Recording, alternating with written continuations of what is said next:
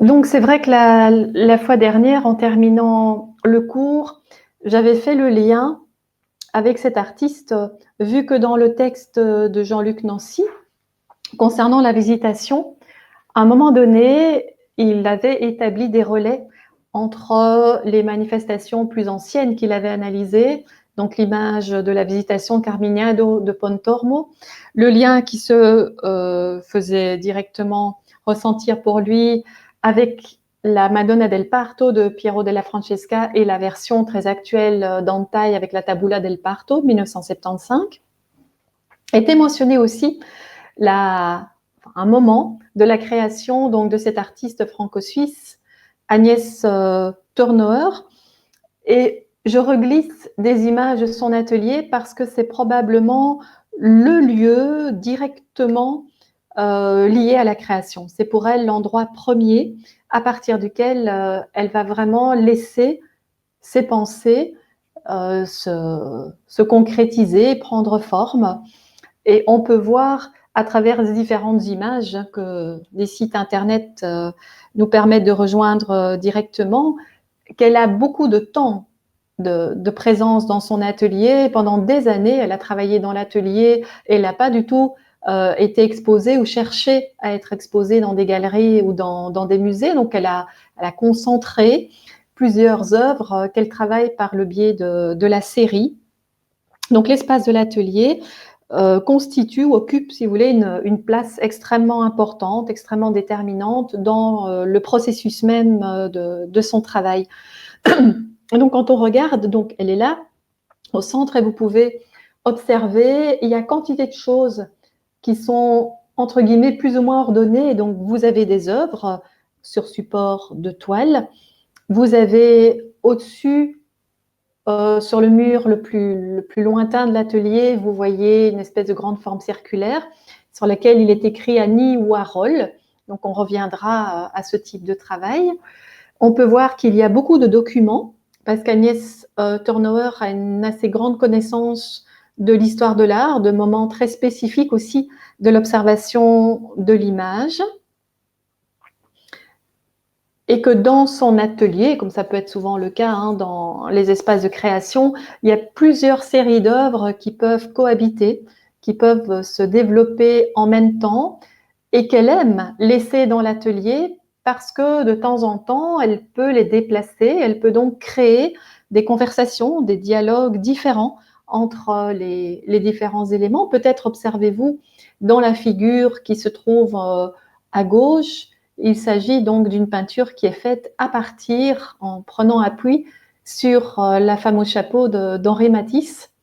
Et vous voyez déjà qu'intervient le mot, intervient le langage écrit qui vient comme surimpressionner, si vous voulez, l'image peinte.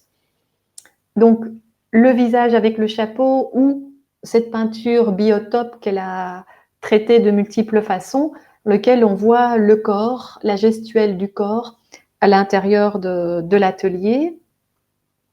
Voilà cette autre image que je vous avais montrée la fois dernière, donc qui montre Agnès Turnauer en déplacement, puisque dans l'atelier, elle-même aime parcourir, déployer des gestes à travers donc une dynamique du corps, comme si l'atelier fonctionnait un peu comme un espace qui prolongeait ses bras, qui prolongeait ses jambes, qui lui donnait en fait une gestuelle expressive extrêmement forte.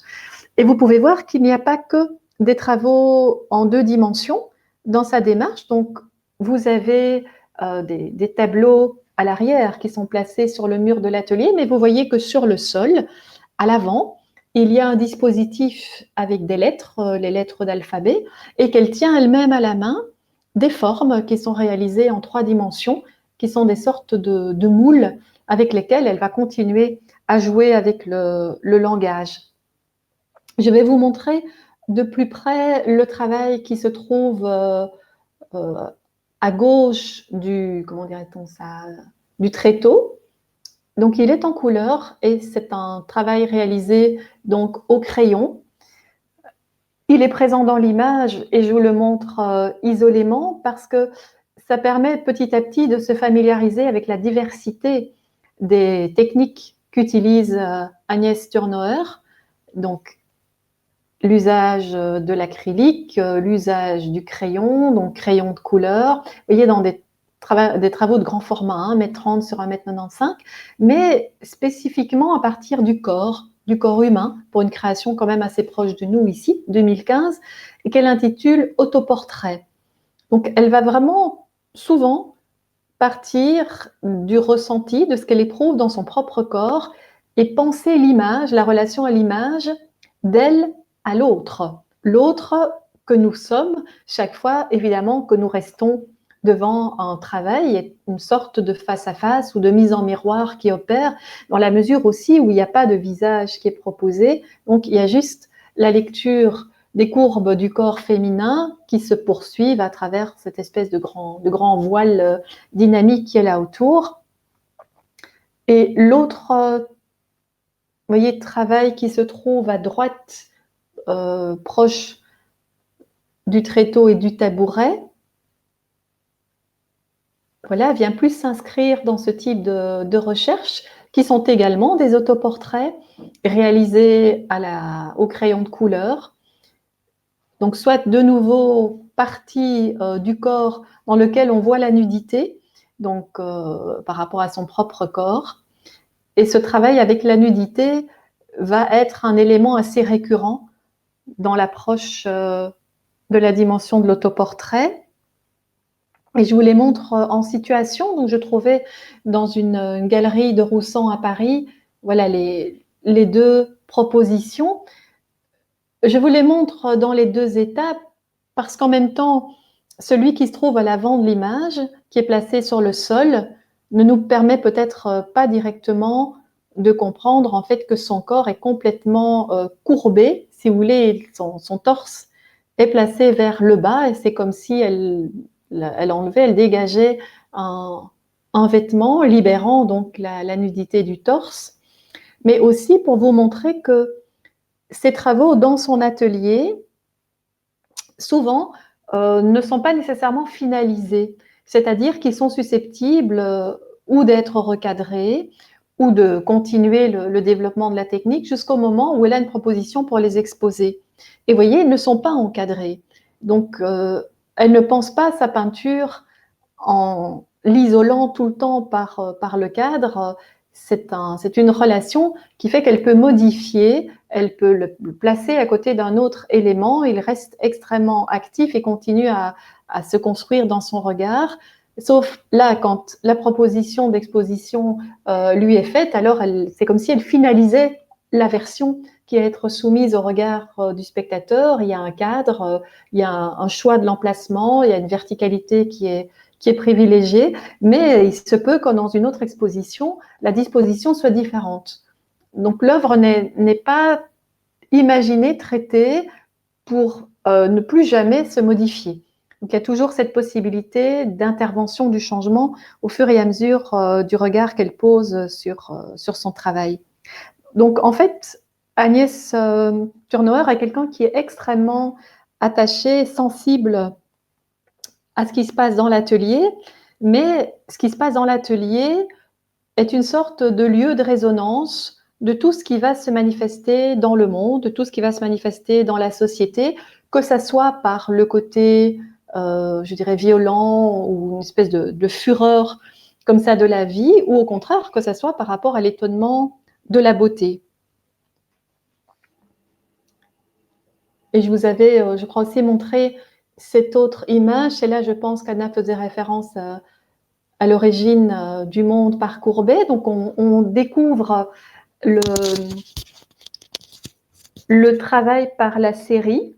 C'est rare quand elle fait une œuvre unique. Donc c'est le développement à travers un temps assez long par rapport à un sujet. Les fonds peuvent être différents. Et puis cette idée de reprendre, de citer des moments particuliers de l'histoire de l'art, où elle va après continuer la version peinte, parfois complètement recadrée ou complètement fragmentée, et elle peut y introduire un langage, si vous voulez, du texte. En même temps, vous voyez qu'il y a énormément de documents, il y a je dirais des revues, des papiers, il y a beaucoup de possibilités de superposition, de décalage entre les différentes images, quelle que soit l'époque à laquelle appartiennent cette image. Et je vous avais lu un point de vue, je le parcours très rapidement. Agnès Turnauer disait qu'elle considérait que son atelier, cet espace qui est en même temps une pièce en retrait du monde, elle le considère, elle l'apparente à Lascaux. Donc, je reglissais, voilà, il y a des vues nombreuses sur Internet ou à travers des ouvrages que vous possédez. Je trouve que c'est toujours extrêmement fort, extrêmement émouvant de voir ces lieux, ce qui devient une sorte de grotte, et de sentir qu'il y a comme un décalage entre l'intérieur de la grotte et l'extérieur du monde. Je dis ça parce que chez Agnès Turnauer, cette dimension est importante, de voir qu'il y a ces signes déposés par les premiers hommes. On estime qu'on est plus ou moins vers 19 000 ans qui nous séparent de ce type de réalisation, et d'avoir des images assez extraordinaires. Voilà, vous aviez là les cornes sur la partie gauche en haut de ce bovidé. Je le mets dans sa totalité ici face à nous. Je trouve c'est assez, enfin, vraiment, moi, ça crée fascination que de voir la beauté de cet animal, cette sorte de synthèse opérée dans une évocation qui est plus qu'une représentation, avec ce contraste des deux teintes, en même temps la puissance, la masse et la délicatesse de la tête de cette vache. Pareillement, si vous prenez voilà, d'autres moments avec les chevaux. Donc, cette continuité que l'on sent dans cette succession des animaux, répétition de motifs, lien qui se fait avec leur propre mode de vie. Et Agnès Turnauer, je vous relis simplement le petit texte qu'elle avait écrit dans un ouvrage voilà, que j'avais acheté, un texte de 2001. Donc elle dit « Je pense souvent à Lascaux comme au lieu de naissance de représentation de première nécessité ». Cela me fait dire qu'Agnès Turnauer va aussi, dans l'espace de son atelier, chercher à faire naître des représentations qui sont essentielles pour elle. Cet espace donc de Lascaux, sur les parois duquel je peux transcrire les figures par lesquelles je suis traversée. Donc c'est Lascaux, continue-t-elle, que je cherche en travaillant, quand je me tiens en suspens dans ce qui vient sur la toile, donc si vous voulez dans le temps de sa création, au moment où sont présentes toutes les questions, les hésitations et les fulgurances. C'est Lascaux où je suis lorsqu'à l'atelier, dans cette pièce en retrait du monde, tous les silences et les bruits me parviennent, amplifiés à l'extrême, plus nus et plus lisibles qu'ils ne le sont sur le lieu même de leur émission. Comme si cet atelier, bien que la tenant en retrait, était un espace d'amplification, d'accentuation de toute sa relation sensorielle au monde, et que l'atelier permettait de filtrer, d'accueillir et de filtrer tout ce que, après, ces manifestations artistiques vont traduire. Tout peut être entendu alors et tout peut se dire en peinture. Plus de passé, ni d'avenir, plus de proche ni de lointain. Ce qui fait sens fait corps pour faire tableau. Elle dit aussi, ainsi se sont amalgamées récemment certaines figures des athlètes de Sydney, celles de danseurs dans des chorégraphies, et la découverte d'un corps déchu dans une descente de croix de Rembrandt. Cette association dont elle parle est extrêmement importante dans sa démarche. Elle va finalement collecter et amalgamer des thèmes, des sujets qui sont extrêmement séparés dans le cours de l'histoire. Pour elle, continue-t-elle dans son texte, aucun n'était plus contemporain qu'un autre, ni plus humain, ni plus vivant. Tous convoqués dans la grotte. C'est de leur dialogue qu'est né le tableau. Donc son espace de travail qu'est l'atelier permet de proposer de nouvelles conversations, de nouvelles associations entre différentes représentations de thèmes. Et à partir de là, elle dialogue et fait dialoguer pour nous qui regardons l'image ce qu'elle ressent avec ce que nous ressentons en gardant ouvert cette possibilité interprétative. Et elle termine en disant « Je suis une peintre préhistorique ». Donc, elle parle au présent « Je suis une peintre préhistorique », ce qui veut dire que en 2001, quand elle écrit le texte, c'est comme si il était possible pour elle que les manifestations de la préhistoire continuent à faire autant sens, soient autant sollicitées, donc en se détachant de la conception purement linéaire de l'histoire de l'art. Et elle-même va s'essayer à mettre en œuvre des signes, à faire naître des représentations qui répondent donc à sa relation avec le monde.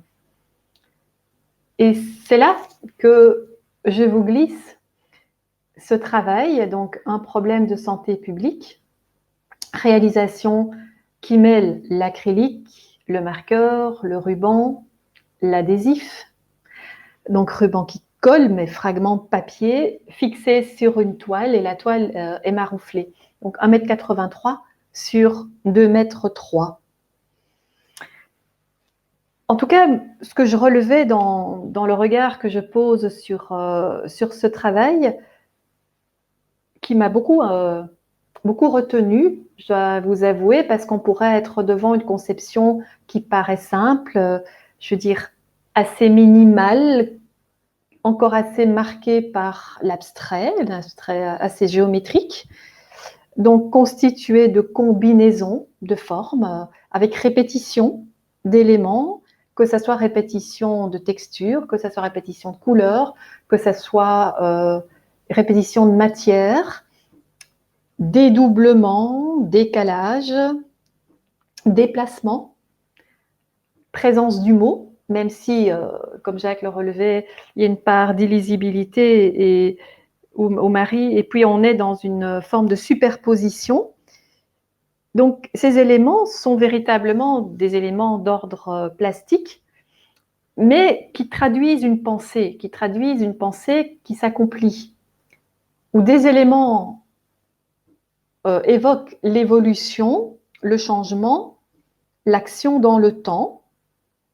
Mais ce que je lisais d'un petit commentaire qui était fait par rapport à cet usage de différents moyens, cet extrait, celui-ci, l'utilisation du marqueur, du crayon sur toile ou sur papier permet à la manière des enfants d'engager le bras, le corps tout entier, dans l'accomplissement du geste et par là même de la pensée. Les frontières entre le dedans et le dehors, entre l'intérieur et l'extérieur, on pourrait dire entre ce qui se passe à l'avant et ce qui est plus lointain, s'évanouissent dans une constante remise en question du cadre.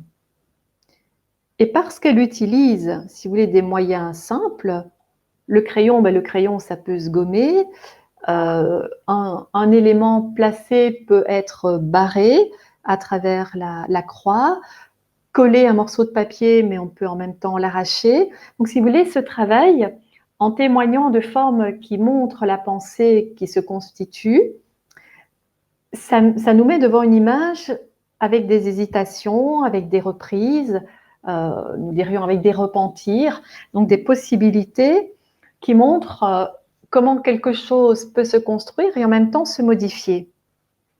Et ce qui est intéressant, c'est que Agnès Turnauer travaille toujours dans la continuité, dans l'évolution, parce que le travail fonctionne au sein d'une série.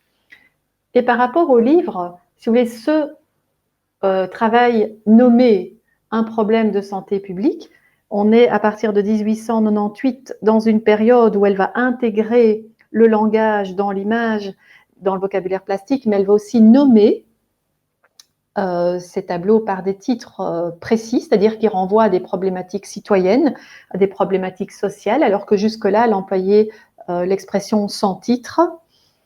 Donc, on est censé replacer la démarche, si vous voulez, au sein d'une série. Et donc, dans le petit livre, ce sont les images qui ont été prises de celui-ci, parce que je n'ai malheureusement pas retrouvé sur certains sites ou galeries qui présentent ces œuvres ce qu'elle faisait antérieurement. C'est-à-dire qu'on est dans des propositions plutôt des années 2005-2010. Mais là, vous voyez, on est en 98. Et donc, je vais simplement vous montrer les images et vous allez découvrir qu'il y a des composantes similaires, mais en même temps qui évoluent.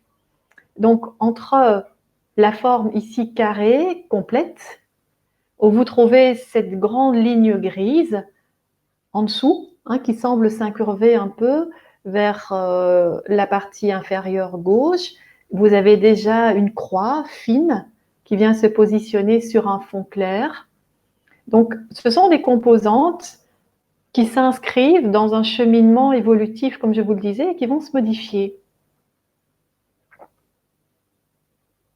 Voilà un autre travail face à nos mensonges. De nouveau, vous ne voyez plus qu'un rectangle noir, enfin une forme quadrangulaire noire. Il y en a un ici. Vous retrouvez ces structures grisâtres en dessous. Vous retrouvez la forme de la croix décalée par un papier qui était probablement collé. On voit bien l'opacité, la translucidité. On sent bien les déplacements dans l'espace. Vous voyez ici un choix de matériaux, donc les surfaces noires se sont transformées, formant plutôt des grands angles.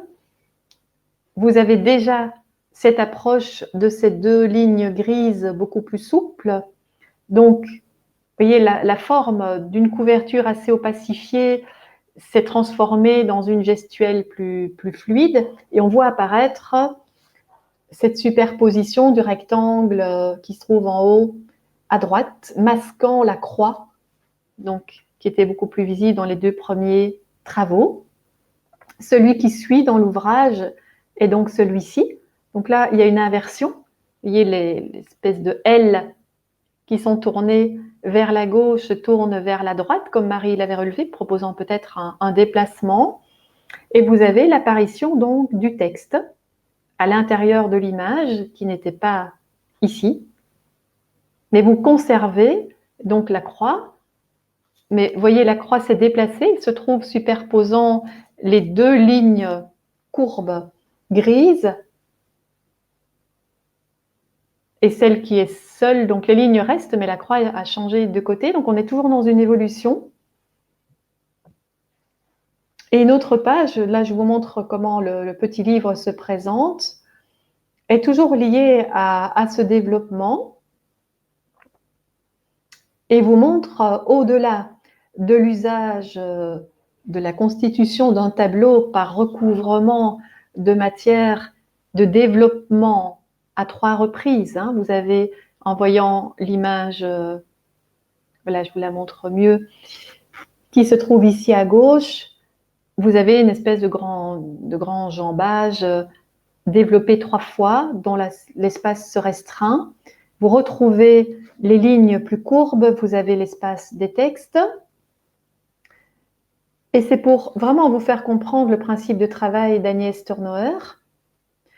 À partir donc de la partie gauche de Podium Disparition, elle vient elle-même se placer devant cette partie-là, procède à un enregistrement photographique de son propre corps, dont nous voyons le torse dénudé. Vous voyez les bras posés sur la tête qui part vers l'arrière. Donc on a deux grands gants noirs qui correspondent évidemment probablement à la présence forte du noir. Donc ce qui se passe, c'est qu'elle va venir placer son image photographique comme s'il venait se disposer devant. Donc vous voyez le cadre qui est placé au-dessus, donc il fait partie, je vous remonte, du travail conçu, donc Podium Disparition, et elle fait glisser son propre corps devant, et elle en prend la photographie. Pardon, donc. Vous voyez, si je vous reglisse, voilà, dans le livre, c'est pour comprendre qu'on doit simplement entendre l'évolution d'un travail par les déplacements, les modifications d'un langage de base qui est utilisé pendant quelques travaux.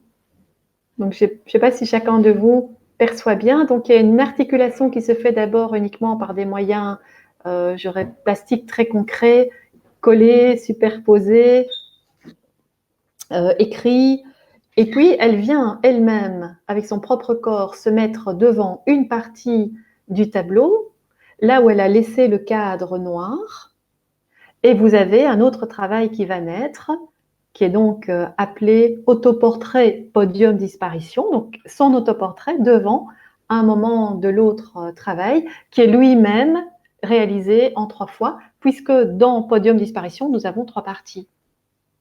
Et tout le travail d'Agnès Turnauer doit se concevoir dans cette lecture, j'allais dire, évolutive.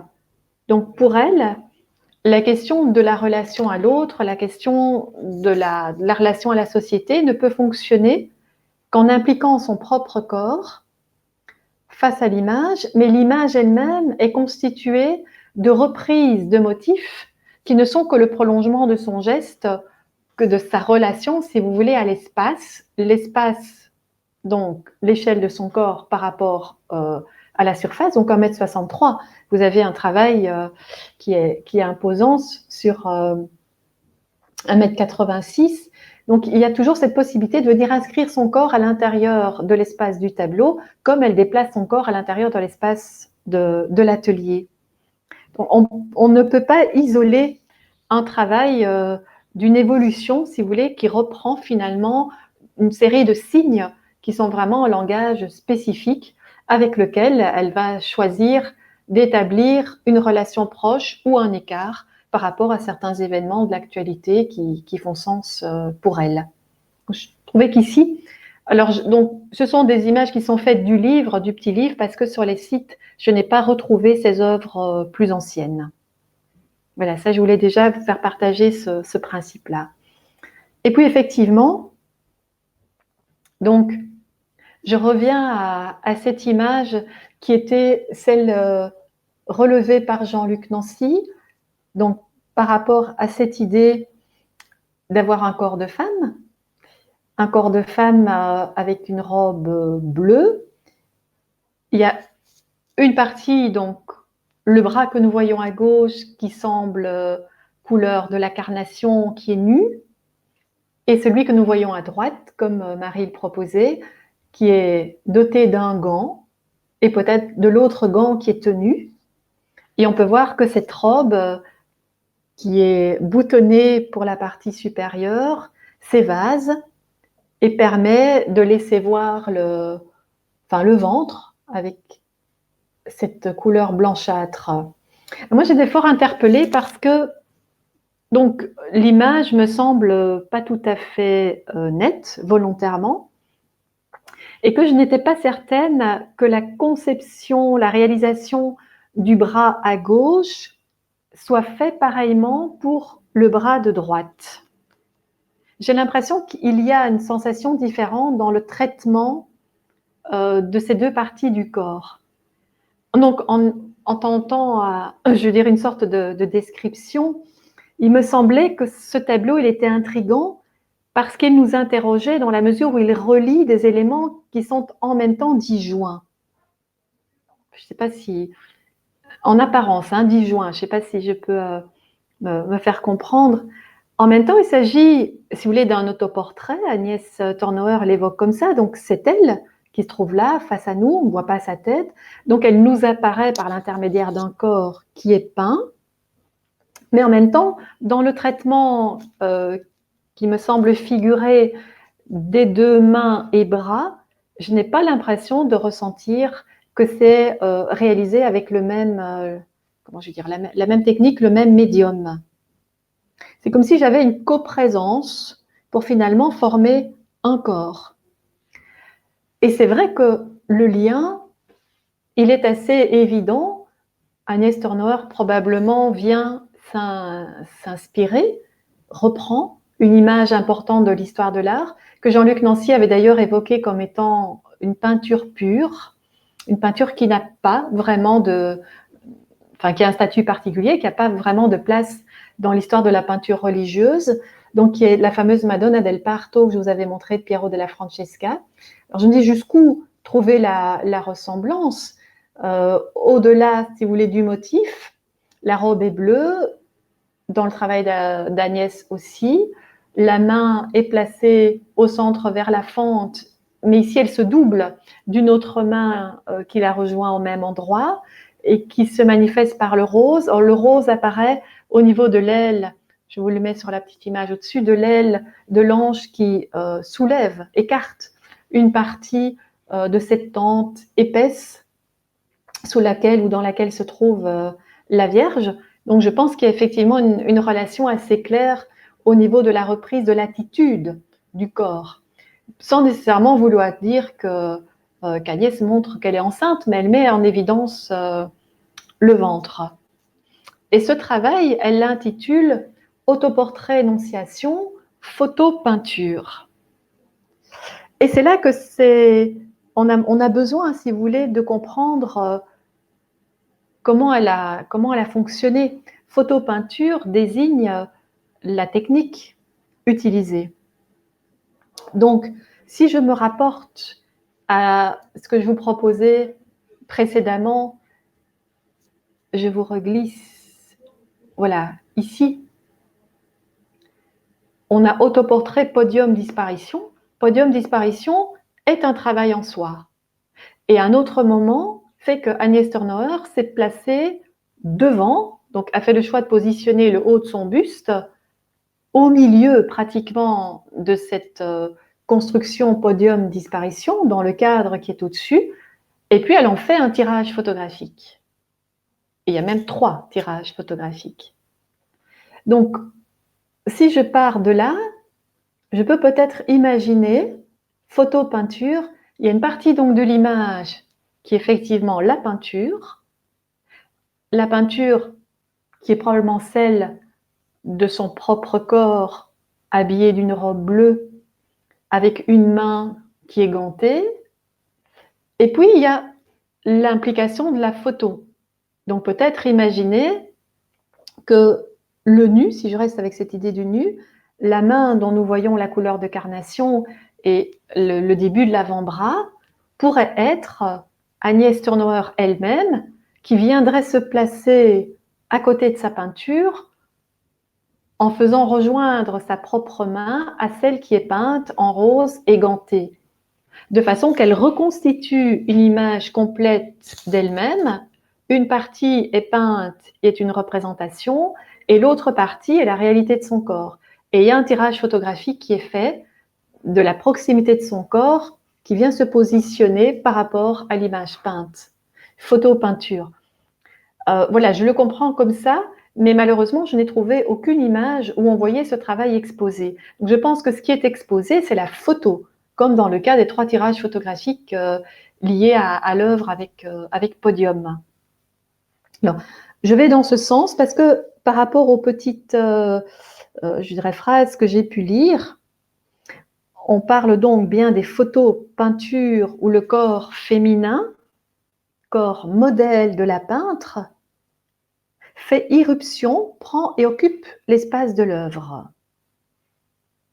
Donc, on pourrait se poser la question, on se trouve face à quel type d'image, dans la mesure où là, il y a une convocation de 2 médiums différents, et on restitue une image par la prise de vue donc photographique. Il était noté dans le petit livre publié en 2001 chez Actes Sud, un corps de femme fait irruption dans la peinture, photographié devant l'étoile, nu le plus souvent dans l'intimité de l'atelier. Il inscrit ses formes dans celles des tableaux, joue comme eux de ces différences de couleurs et de textures, marque parfois de bronzage, pilosité, suggère par ses attitudes et ses gestes des moments de la création, des actions, des impressions associées aux œuvres. Aucune impudeur, mais une présence et une sensualité qui ne font que renforcer celle des toiles elles-mêmes et qui permettent de prendre conscience de leur dimension intrinsèquement corporelle. Donc, je pourrais, je pense, confirmer que le nu que nous voyons appartient au corps d'Agnès et s'est glissé sur la peinture, et que le tout a été photographié. Mais maintenant, ce que je crois aussi qui peut apparaître dans cette image, c'est peut-être cette relation de l'intérieur et de l'extérieur. Le corps que nous voyons vêtu, donc il est habillé, on en lit une extériorité par rapport à la nudité du bras qui se trouve à gauche de l'image, mais il y a aussi la couleur particulière du gant rose et probablement ce deuxième gant qui semble tenu et qui, me semble-t-il, donne une perception érotique dans l'image. Et peut-être aussi, ce rose nous renverrait-il à un intérieur qui serait l'intérieur du corps de la femme. Cette couleur rose serait celle de l'intérieur, là où la robe s'écarte et où, au-delà de la surface blanche, on serait dans un rapport extérieur-intérieur.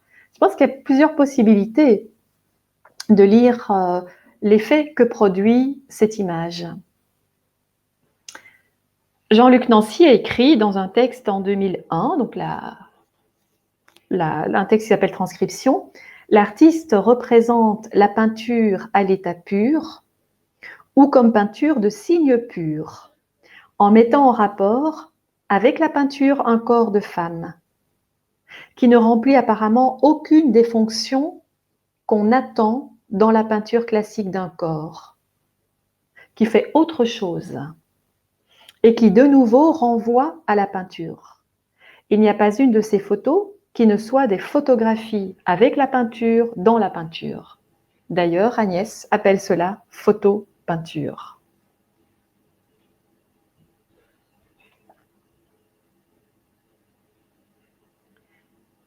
Il dit encore, il n'y a pas une de ces photos qui ne soit des photos, donc avec la peinture dans la peinture. C'est ainsi que je lis le rapport dont s'articule ce travail entre les marques ou les formes peintes sur les toiles et le corps figuré photographié. D'un côté sont les éléments, les pièces d'une combinatoire, les traces de passage ou de trajet possible, des échappées de vue dans des esquisses de découpe, de cadrage, mais dont aucune combinaison ne forme, du moins achevée, aucune sorte de synthèse potentielle. Donc, ce qui me semble d'emblée extrêmement significatif de l'attitude de Jean-Luc Nancy, c'est que, en tant que philosophe, Jean-Luc Nancy va interroger, va pousser assez loin les questions fondamentales, celles de l'origine, celles de la fondation des choses, et que c'est comme s'il avait besoin que le développement de sa pensée philosophique vienne se nourrir, s'ancrer dans les propositions artistiques. Parce que c'est une personne, si vous avez un peu la curiosité d'aller voir la bibliographie, c'est une personne qui écrit énormément de textes concernant sa lecture de l'image à travers la peinture, à travers la photographie, à travers le cinéma, à travers la danse, à travers la musique, et on peut continuer en citant d'autres médias. Et ici, il s'interroge sur cette relation de la photo et de la peinture que propose donc Agnès Turnauer à un moment donné de sa création. Jean-Luc Nancy va donc continuer à déployer une sorte de relation, de parallèle entre l'espace du corps et l'espace du tableau. Agnès Turnauer parlera, elle, l'espace d'atelier est prioritaire, et dans l'espace de l'atelier, il y a l'espace du tableau. Et dans l'espace du tableau, il y a donc l'espace du corps. Il y a vraiment ce développement, ce cheminement qui est très très présent dans son travail. Ça permet donc de jouer sur des relations de spatialité. Ça permet de parler de soi, qui est toujours le miroir de l'autre, ou de montrer des recadrages qui atteignent cette question du dialogue avec l'autre partie de soi ou l'autre être humain. Donc l'espace de l'atelier dans lequel se trouve l'espace du tableau, dans lequel se trouve l'espace du corps. Et dans ce relais-là, le corps devient vraiment un monde qui va être esquissé à travers la peinture et la photographie. Alors, Je trouvais par rapport à un autre petit extrait qui s'appelle La peinture émancipée d'Agnès Tournauer par Clément Dirier, en 2008. Clément Dirier, qui est un historien de l'art, journaliste, qui à un moment donné dit ceci: au croisement de deux pratiques, dans l'espace de l'écriture et celui de la peinture, il y a cette question posée par le poète Dominique Fourcade, qui échange également avec Nancy et les autres, ouvrant l'enveloppe contenant les reproductions des tableaux photographiques. Donc, il pose cette question: est-ce que je peux placer une forme? Et dans cette série photographique où le tableau est omniprésent, cette forme qu'Agnès Tournauer a décidé d'affronter est l'une des plus difficiles qui soit, c'est le nu. Enjeu traditionnel de la représentation picturale et lieu du désir. Ça, c'est une réflexion posée par Clément Dirier en s'appuyant sur un moment de réflexion de Dominique Fourcade. Dominique Fourcade a écrit des textes sur le travail d'Agnès Tournauer, comme Jean-Luc Nancy en a écrit également. Mais la question de placer une forme. Et la forme qu'Agnès va placer, avec laquelle elle va combiner, elle va jouer, c'est le nu. Et le nu, c'est souvent donc son propre corps, puisque c'est la part autoportrait qui intervient. Donc, voilà une autre proposition dans des années très similaires, en 98.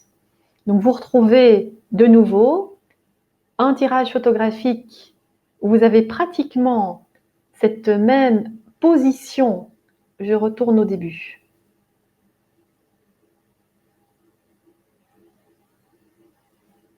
Voilà. Le travail qui se trouve ici sur le sol, qui est placé dans l'espace d'exposition, vous voyez les jambes probablement vêtues d'un pantalon, et puis cette inclinaison du buste avec le vêtement qui est retiré. Je reviens. Voilà. Donc, j'ai aussi le buste, ce vêtement rouge qui est enlevé, qui couvre encore partiellement les cheveux. Derrière, vous retrouvez cette dynamique du plissé du vêtement simplement par un tracé, une répétition d'une gestuelle qui vient côtoyer, là aussi, un texte retranscrit. Donc, c'est une œuvre qui se trouve dans son atelier, devant laquelle elle vient se placer. Vous avez de nouveau ces deux traits gris qui descendent beaucoup plus souplement. Donc, un travail mis en œuvre en 1998, tirage de petit format. Donc, on voit qu'elle multiplie cette relation entre son propre corps, dans une attitude particulière dans l'espace, qui se met en rapport, en relation avec un autre moment de création avec lequel elle dialogue. Donc, si je reviens à cette réflexion de Clément Dirier en 2008, qui du modèle ou de l'artiste femme se montre ici, à nos yeux, dans la plénitude de sa féminité et dans la plénitude de ses moyens? Est-ce le corps de l'artiste ou est-ce son équivalent? Donc, à travers le traitement plastique qui se présente comme un corps qui s'affaire, qui se dévoile, qui reste en partie insaisissable, hors cadre. Donc, c'est Agnès qui devient le modèle, qui est le peintre, qui est en même temps le support de sa proposition. Donc, le corps se déshabille, se ploie, se couche, vit dans l'atelier, dont il s'est fait une scène et en même temps un théâtre. Et Clément Dirier dit: nous sommes passés de la peinture de chevalet, où le corps féminin est circonscrit, à l'espace pictural, à une peinture d'atelier, où le corps féminin peut se déployer, où le corps féminin peut danser. Donc ces photographies reconfigurent les places du modèle, du sujet, de l'artiste, et parfois en les identifiant d'une seule figure. Donc tout se chevauche, si vous voulez. Donc le mouvement du modèle peintre n'est pas celui du modèle ou d'un peintre au travail. Agnès Tournauer jamais ne va se figurer en peintre qui peint. mais elle se montre toujours en femme qui évolue dans l'atelier. Et ça, c'est une attitude extrêmement différente de ce que la tradition nous a transmis jusque-là. Donc, Agnès Turnauer parle de l'espace, elle parle de l'espace de l'art à travers un travail qui reste totalement ouvert, une peinture qui est complètement ouverte, et là où elle va s'émanciper, elle va quitter une articulation en catégories pour nous amener à une relation très particulière avec le corps. Et comme je pense Anna l'avait évoqué sur une des vues de l'atelier, on peut se rendre compte ici d'une citation directe à un des grands maîtres de l'histoire de la peinture du 19e, donc avec l'origine du monde de Courbet, et elle vient créer ici un travail purement pictural en 2006, donc par l'usage de l'acrylique. Donc Agnès Turnauer a représenté dans son travail énormément de nus à partir des années 2004, des années 2005, en venant chercher directement référence à des grands maîtres. Et puis, elle recadre. Donc, elle ne choisit pas de restituer fidèlement l'image, elle se sert de cette image, elle la recadre, et vous voyez qu'en même temps, elle vient y superposer des mots, elle vient superposer une sorte de texte. Donc, le corps est dans la peinture, et sur celui-ci se note une série ici de noms qui appartiennent à des grands moments de l'histoire de l'art. Mais vous voyez, c'est assez étonnant parce qu'elle a modifié, comment je pourrais dire ça, le genre de la personne. Donc, vous lisez peut-être Geneviève Tintoret, Mélanie Rembrandt, Théodora Géricault, Pietra Mondrian, Katia Malevich, Marcel Duchamp, Francine Picabia, Nicole Poussin, Janine Vermeer, Paula Picabia, Jeanne Dubuffet, Joséphine Beuys, je ne sais pas qu'est-ce qui se lit encore bien, Jacqueline Pollock, Eugénie Delacroix, là-bas plus haut, André Mantegna, on voit Aurélie Velasquez, par exemple. Donc, à travers un travail, je dirais, très ouvert, très libre, où elle questionne la présence du corps et la présence du nu, ici, elle va venir proposer cette série de noms importants de grands artistes de l'histoire de l'art, en venant justement s'autoriser essentiellement à féminiser ces noms, parce que Agnès Turnauer, dès le moment où elle a commencé à fréquenter les musées, où elle a lu des livres, s'est rendue compte qu'on présentait l'histoire de l'art dans une réalité très masculine et qu'il y avait peu de place et presque pas d'évocation des femmes dans l'histoire de l'art. Et cette question va s'inscrire dans un nombre de ses créations, la question du genre, la question l'humain, l'individu est fait de ces deux parties. Et nous sommes hommes et nous sommes femmes. Et c'est ce travail-là qui l'interpelle et qui fait qu'elle est extrêmement aussi attentive à certains textes déployés dans une composante plutôt psychanalytique pour comprendre qu'est-ce qu'un individu, de quoi est-il fait, et donc quand je rencontre l'autre, je rencontre quoi de l'autre. Donc c'est un propos qui reviendra dans son travail. Voilà, on peut voir par ailleurs dans son atelier positionner ces différents noms, dont certains sont venus se placer sur l'évocation du tableau de Courbet. Vous voyez, Henriette Matisse, Paul Cézanne, Angèle Bonnard, voilà, René Magritte, Claudine Monet. Donc on peut tous, Éléonore da Vinci par exemple.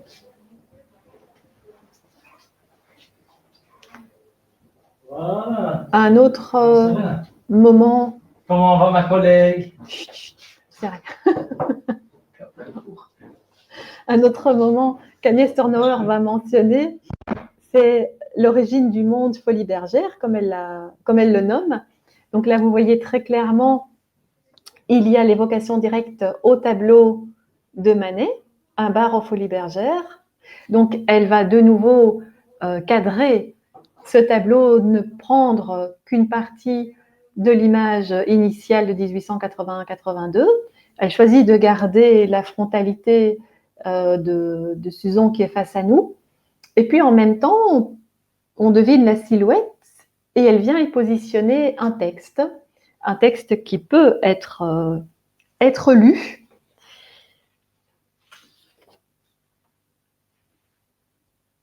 Voilà, viens là, j'ai mis de plus près, je crois, voilà. Viens là, prends-moi dans tes bras, mon amour, prends-moi contre toi, sans mes seins contre toi. Là, je ne peux pas lire les mains, prends-les dans tes mains, oui. Et elle déploie tout un texte. Là, ce n'est pas une série de noms uniquement, c'est un texte continu qu'elle va déployer ici. Donc, si vous voulez, ce texte n'est pas un commentaire qu'elle poserait sur l'image, mais elle vient en surimpression transposer ce texte évolutif qui traduit une sensation extrêmement forte, extrêmement aiguë, d'une jouissance érotique féminine dans l'ensemble du propos. Donc, ça fait lien à l'origine du monde, ça fait lien à l'attitude de Suzon, puisque souvenez-vous, elle est en relation avec un être masculin qui est juste derrière elle, et on la voit en reflet dans le miroir, mais elle a complètement laissé de côté ce jeu du reflet, qui est une des questions posées par Manet, en échappant à la retranscription de la peinture comme étant une ressemblance et jouant avec le décalage des conventions. Pour vous montrer dans l'espace, voilà, par exemple, à la Biennale de Lyon en 2005, vous retrouvez ce tableau, l'origine du monde Folies Bergères. Vous avez à côté l'ensemble des noms qui pourraient se trouver sur le tableau repris de Courbet. Et en même temps, sur la partie de gauche, c'est l'effet, c'est le tableau comme si on n'avait que l'effet des mots positionnés sur l'image. Donc, elle dit, ce qui m'a beaucoup intéressée dans l'origine du monde Folies Bergères, dans le fait de l'associer à un texte, c'est aussi la question de l'émission et de la réception. Qu'est-ce qui émane d'un tableau? Qu'est-ce qu'on projette sur lui? Qu'est-ce qu'on investit dans la représentation? Quelle part de plaisir y engage-t-on? Qu'est-ce que la figure projette en retour? Donc, elle a plusieurs fois repris cette même femme avec ce caractère chez Manet, donc d'une peinture crue, immédiate, ce corps nu qui s'offre. De nouveau, elle a utilisé un texte qui rejoint cette sensation jouissive et qui se laisse lire, hein, en même temps que l'image est directement reconnaissable par rapport au clin d'œil qui est fait à la position particulière de Manet. Et ici, elle utilise le titre Olympia, ici / numéro 2.